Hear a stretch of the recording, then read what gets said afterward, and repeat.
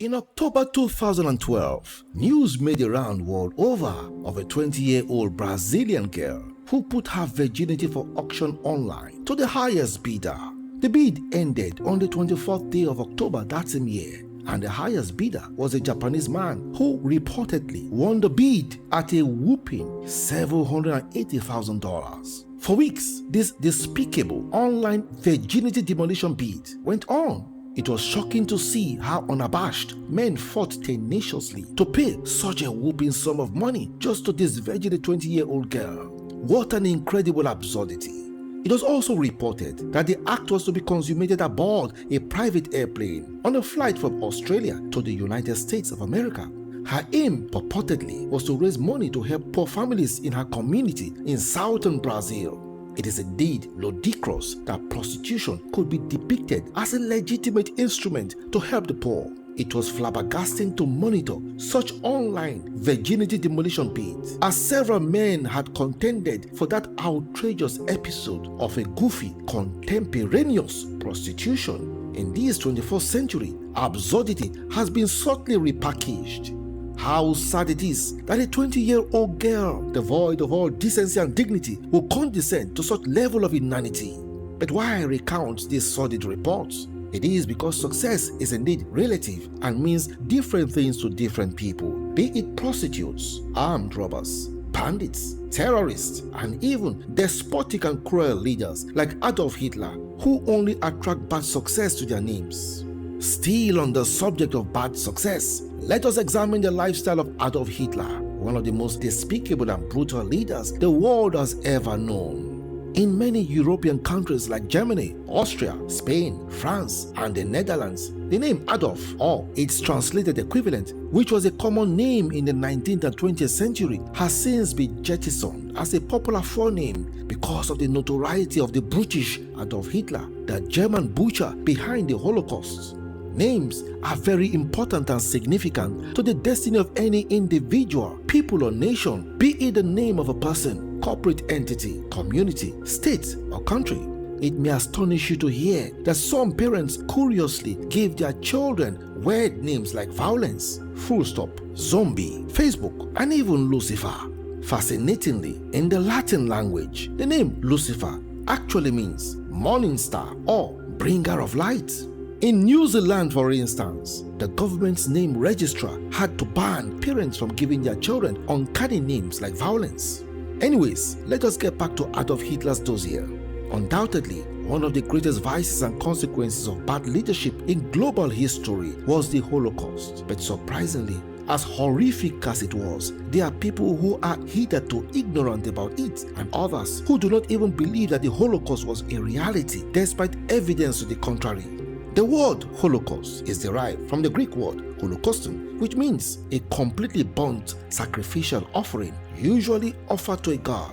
In historic terms, the Holocaust was a systematic state-sponsored persecution and extermination of various ethnic, religious, and political groups perpetrated by the National Socialist German Workers' Party, also known as the Nazi Party in Germany before and during the Second World War. It involved killing squads and concentration or extermination camps with the sole objective of entirely wiping out members of the population considered to be undesirables. Jews all over Europe were the main targets. It is estimated that over 6 million Jews were exterminated in Germany alone. Other undesirables in the population included Jehovah's Witnesses who refused to enlist in the German army. Homosexuals and people with various forms of disabilities were also considered as undesirables. Adolf Hitler was born on the 20th day of April in the year 1889 and became the German leader on the 30th of January 1933. Hitler eventually lost touch with reality, becoming obsessed with a devilish ambition to remodel Europe and change world history by creating a master race. He was possessed with a nonsensical notion that he was the savior of the German people. His primary goal was rearmament. His foreign policy was the acquisition of guns. Hitler was a tyrant, a ruthless dictator, and a malicious butcher with an insatiable appetite for genocide driven by deep hatred. He fought to destroy all the Jews living in Germany by enacting racist laws and eventually by reducing Jews to second-class citizens. Jews were removed from their places of work. Their businesses were boycotted or even taken over by Aryan Germans, and all those Jews who had German citizenships were stripped of their rights. Their children were barred from German schools. When the Second World War began, the oppression of the Jews became a way of life in Germany. What began as a mere oppression eventually burgeoned into the Holocaust, a deliberate and well-orchestrated strategy to eliminate the Jews from the face of the earth. Success for Hitler was to achieve his goal of a so-called perfect race. His priority goal was to annihilate the Jews, not only in Germany, but in Europe as a whole. The Nazis established death camps where millions of Jews were sent to die. The Holocaust was dreadful. About 9 million Jews were massacred across Europe. That's astonishing. Executions were merciless. Babies, young children, women and men were often tortured before being killed. The Nazis were sadistic mercenaries of death. Adolf Hitler was indeed a radical anti-Jew fanatic. His anti-Semitic ideology, which is enunciated in his book Mein Kampf, explains Hitler's passionate goal to utterly destroy the Jews. At the end of the Second World War, Poland alone had lost over 3 million Jews. Hitler had ordered the establishment of 7 concentration or slave labor camps. Hunger and sickness, particularly typhoid fever, was endemic in the camps and were responsible for a large number of deaths, in addition to those carried out through systematic extermination. But amazingly, though helping the Jews was punishable by death, some churches and communities succeeded in rescuing and hiding many victims. Eventually, individuals and families also helped to rescue prisoners who were already condemned to death. For many years, these atrocities by a dreadful lunatic went on unabated, with the international community doing nothing to stop them. The Nazis' victimization of the Jews was unjust and cruel. But why have the Jews been such a target of so much hatred and aggression? Nevertheless, as the saying goes, whatever has a beginning must have an end, and so it was. In May 1945, the end of a despicable Nazi butcher came to pass when Russia on one end and the Anglo-American forces on another invaded and captured Germany in May 1945. Unfortunately, Hitler evaded punishment from his victims by committing suicide along with his wife, Eva Braun, on the 29th day of April 1945. Realizing that the war was lost, Hitler purportedly shot himself in his underground bunker while his wife poisoned herself with cyanide. Their bodies were completely burned by Hitler's loyal aides pursuant to his instructions. It is indeed unfortunate that the Holocaust is not unique in history. There are many despicable leaders who led their people with brutal force and cruelly persecuted their opponents in order to retain power. Joseph Stalin was one of such cruel leaders. He lived from 1878 to 1953. He was a tyrannical leader of the former Union of Soviet Socialist Republic, also known as USSR. It is estimated that Stalin caused the death of over 20 million people. Also, there was Francisco Franco, who lived from 1892 to 1975. He was a Spanish dictator who held on to power from 1939 to 1975, which was a whopping 36 years of terror. His reign saw severe oppression and suppression of his citizens, many of whom were sent to concentration camps and prisons. However, Pol Pot, another brutal leader who lived from 1925 to 1998, he was the Prime Minister of Cambodia, who was the force behind the Cambodian genocide. He led the Khmer Rouge with brutal force and became Cambodia's merciless dictator from 1975 to 1979, a short period of 4 years.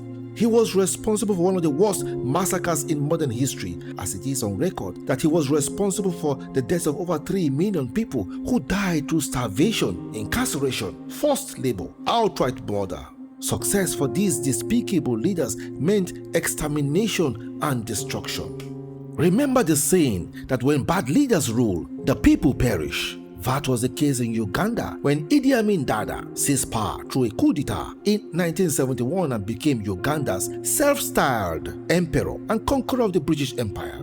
He was the 3rd president of Uganda, and it is reported that Idi Amin was responsible for the deaths of over 500,000 people.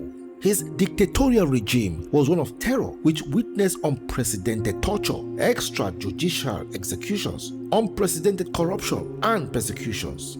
He ruled from 1972 to 1979 and went into exile, where he passed away in the year 2003. It is opposite to aver that the success he attained by becoming a military president regrettably became a nightmare for most Ugandans during his era as military president. Ever heard about Mao Zedong? Leaders like Adolf Hitler, Idi Amin Dada, Joseph Stalin, and Saddam Hussein are better known. Mao Zedong was a Chinese Marxist who led the Chinese Cultural Revolution. He was chairman of the Chinese Communist Party from 1945 to 1976. He was a pathological killer who ruled China with an iron fist. His atrocities led to the deaths of over 70 million people, which makes Adolf Hitler and other loathsome leaders look like kindergarten players in the theater of dreadful leadership. How about Francois Duvalier, who lived from 1907 to 1971? He ruled Haiti from 1957 to 1971. He is one of history's despicable leaders whose ruthless leadership style immortalized him for his nauseating reign of cruelty, terror, and oppression. It is recorded that he was responsible for the assassinations of over 30,000 Haitians. It is outstanding to imagine how despots create goals to destroy many lives. Evil people with devilish ambitions derive satisfaction by eliminating fellow human beings. It is unfathomable that success for some would entail the deaths of others. There are more examples, such as the case of a despicable leader called Augusto Pinochet. He lived from 1915 to 2006. He was a military dictator who came into power through a coup d'etat in 1973 in Chile and ruled for about 20 years. He brutally suppressed all opposition to his reign of terror. Pinochet suffered a heart attack on the 4th day of December in the year 2006. A vile leader he truly was. There was a leader called Mengistu Haile Mariam who was born in 1937. He came into power in 1974 and became Ethiopia's communist dictator until 1991 when he fled to Zimbabwe. During his era of leadership, he launched a campaign called the Ethiopian Red Terror that was responsible for about 1.5 million deaths. Mengistu Haile Mariam was sentenced to death in absentia by Ethiopia's High Court that overturned his previous life imprisonment sentence. Saddam Hussein is reported to be another cruel leader whose success goal entailed oppression and death.